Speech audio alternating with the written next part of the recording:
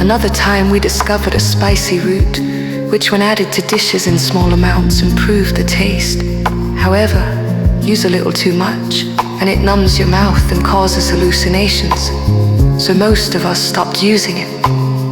We lived in that place for a few years, only losing a few people. We called it Eden.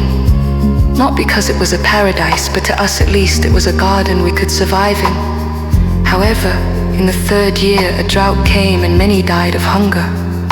After that experience, we learned to put aside as many preserved and dried foods as possible in preparation for the droughts that would periodically come. We were always sending expedition parties out looking for a better place to settle. However, they all failed. Meanwhile, the survivors started to breed. In time, the population grew. We were forced to send some away looking for a new place to live, as the area we had settled could only support a certain number of us.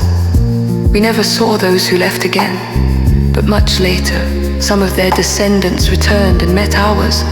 Only when they shared stories did they realize they had originated from the same group of survivors. Both groups continued to send out some of their people when the population got too large for the settlements.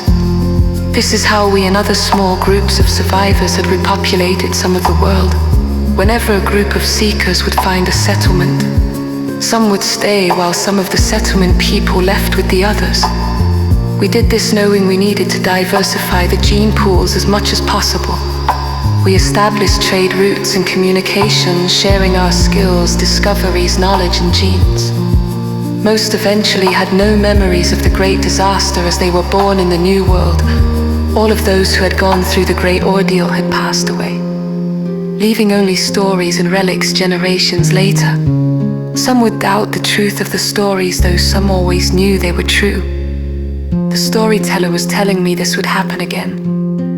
In the near future, the earth would once again stir and create great turmoil. She said we should prepare as best we could, at least collecting and saving seeds such as corn, tomatoes, melons, grain, and tree seeds, especially those we were used to, and which we knew how to propagate. Getting a boat, tools, and anything which would be useful and usable: flint, stone for fire, making ropes, tarps, axes, saws, digging implements, bows and arrows.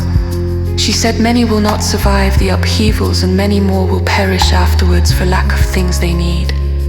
She said there are always some who survive to begin again, and it is best to be as prepared as possible. There will be different seasons and challenges as there always are.